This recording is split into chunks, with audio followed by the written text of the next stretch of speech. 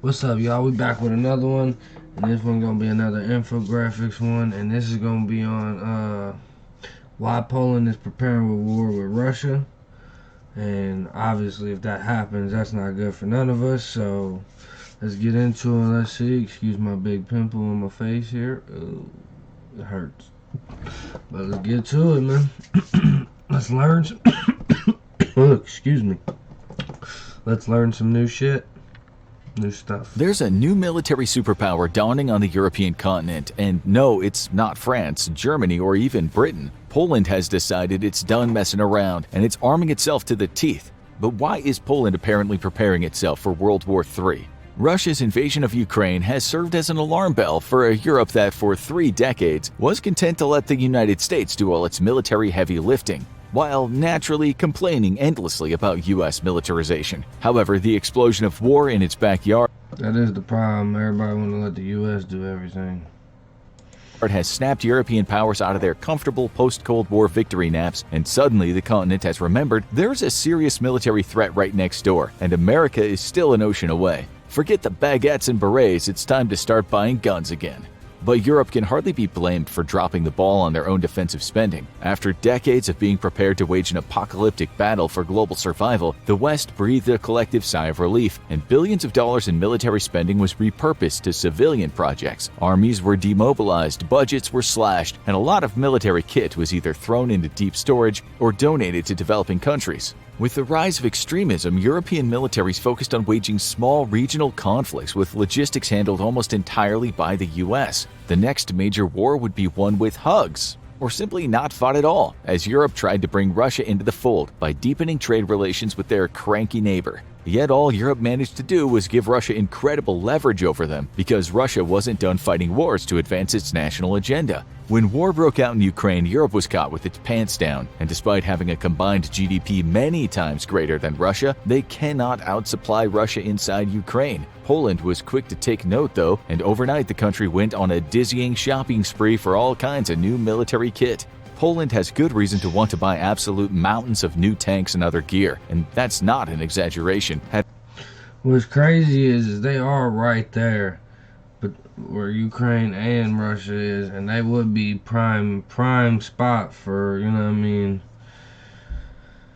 for it to keep going. But they also, everybody's always said that Russia wants to take the whole Ukraine and push forward, that they're not going to stop. So I mean, we will see, man. It's a slippery slope when it comes to war. At the end of the day, there are still real people dying out there, so. Had Russia's invasion of Ukraine been planned by anyone more competent, Poland could have found itself at ground zero of a new military struggle for Europe, and the major European powers could have done little if anything to help the nation. Britain has been in decline as a military power for decades now, with its military shrinking to half of its size at the end of the Cold War. As an island nation, Britain's most important capability is its ability to send expeditionary forces abroad. And yet, during the wars in Iraq and Afghanistan, the British military got the nickname the Borrowers for their tendency of bartering for pieces of kit that they were missing. Meanwhile, their navy's been in significant decline, with their ships having to be in effect mothballed so their crews can be used elsewhere. In 2021, Britain's Parliamentary Defence Committee delivered a scathing report outlining significant problems with the Royal Navy, including a critical lack of offensive capability and too few surface ships and submarines.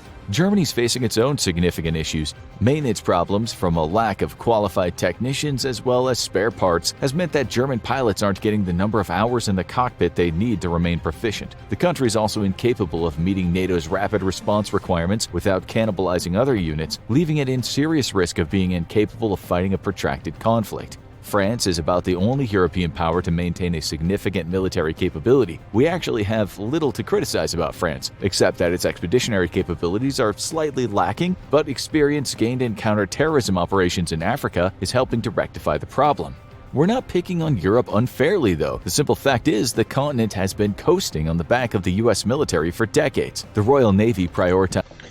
I mean, we are a superpower. I mean, we are the ones who are help it, you know what I mean, do a lot. But I wouldn't necessarily say they're all just, coasting off all us, because, they are their own countries, like dude said in the beginning of the video. We are still an ocean away from all of Europe. So, I mean, it ain't just like we live right next door. Retiring logistics vessels as a cost-saving measure. Why? Because any conflict they foresaw fighting would involve the United States and its massive logistics capabilities. Germany. However, I don't mean to keep pausing, but however, NATO does have that rule, and one fight we all fight, so we'll see. Retired much of its ground-based air defenses. Why? Because any war it would be involved in would have assumed air superiority largely thanks to the United States. Since the Cold War ended, Europe evolved into a power that would complement U.S. warfighting abilities rather than be a battlefield force on its own. Given the fact that Europe's favorite historical pastime was mercilessly slaughtering each other for thousands of years, this might not have been such a bad thing. Poland has seen which way the wind's blowing, and that it cannot rely on its European allies for national defense. The U.S. military is the most powerful in the world, but it's also half a planet away. And if history is anything to go by, and it absolutely is if you're Poland, then by the time the U.S. Army arrives in Europe in force, Poland would already be a battleground. Perhaps no nation in the world is as cursed as Poland, which has historically served as a convenient middle ground for major European armies to batter each other to pieces. That's because the nation has basically no defensive geographical features, allowing invaders to just casually stroll right on in at their leisure. Poland is done being Europe's punching bag and is aiming. That is true. Not having terrain or different, structural. That's tough to defend that, man. To field the most capable military inside of Europe. Polish Prime Minister Mateusz Morawiecki spoke to the nation on the eve of its Independence Day, stating the Polish army must be so powerful that it does not have to fight due to its strength alone. Judging by the amounts of weapon orders it's been putting in, this is far more fact than wishful thinking. Poland is raising its defensive spending from 2.4% of their GDP to a whopping 5%. This is more than even the United States. It also puts other NATO partners to shame who have largely struggled to meet the bare minimum requirement set by the alliance of 2%. This is a long-term commitment too, as the country's determined to. It's required to be in NATO to be at 2%, to have at least 2% of your GDP towards your defense budget. Damn, I never knew that. Double the size of its military by 2035, from 150,000 to 300,000. Those troops are gonna need combat gear though, and Poland is buying it in spades. In exchange for sending 240 Soviet-made tanks to Ukraine, the US cut Poland a deal for 250 Abrams, a significant upgrade to its land forces. But the nation was paying very close attention to the fighting in Ukraine and has made a direct bid to Lockheed Martin to buy around 500 HIMARS units. This was an incredible order and would have made Poland as big an operator of HIMARS as the United States. Unfortunately, the U.S. was itself procuring units to replace those sent to Ukraine and to make even more available to the country. Given that the war in Ukraine has been basically one giant commercial for Lockheed Martin, it's no surprise that other nations were already in line to buy the vaunted guided rocket artillery, even with the U.S. wishing to beef up its own numbers. Yeah, I mean, HIMARS alone changed the tides in Ukraine just by themselves. With the U.S. in effect sold out for the foreseeable future, Poland turned to South Korea for its guided rocket artillery need, signing an order for 288 Chunmoo platforms. Similar to HIMARS, only beefier, the Chunmoo can carry twice as many rockets as HIMARS, though at the cost of mobility. With a significant standing army in the works though, Poland believes the trade-off is worth it. Its rocket artillery will have to do less hiding thanks to major investments in other areas of its military. This includes the Air Force, with Poland signing an agreement to buy 32 F-35s. But Poland shocked the world when it once more returned to South Korea for multiple military purchases, in effect sourcing almost all of its new purchases from the nation. Purchases include a fleet of 48 F-A-50s. These are meant to replace its aging fleet of MiGs and will complement its inventory of F-16s and soon F-35s. While Poland won't have a major air force anytime soon, it's well on its way to being a significant threat to Russia should it ever make the mistake of crossing into its airspace. Beefing up its traditional tube artillery, Poland is also buying 648 K9 howitzers from South Korea. This will make Poland one of, if not the biggest artillery power in Europe aside from Russia, especially when coupled with its purchase of 288 Chunmoo MLRSs. By far the highest profile item on Poland's shopping list though. Hey, they weren't playing. They went out and spent the whole everything. They said, nah, we going. Fuck this. And one that has really annoyed its neighbor is the purchase of nearly 1,000 K-2 main battle tanks. The K-2 was originally designed by South Korea and is believed to be a highly capable modern tank. Its real capabilities are unknown though, as the tank has never seen combat and the South Korean government isn't in a hurry to make classified data public. Most observers, however, have full confidence in the K-2, though Russian defense analysts are puzzled by the design decision to not have the tank launch its crew into orbit upon taking a hit from an anti-tank missile. The main concern raised by Poland's purchase power, however, is that the K-2 was specifically built for a war South Korea expected to fight on its relatively hilly terrain, a far cry from the flat European plain. How the K-2 will fare here is anyone's guess, and hopefully we'll never have to find out.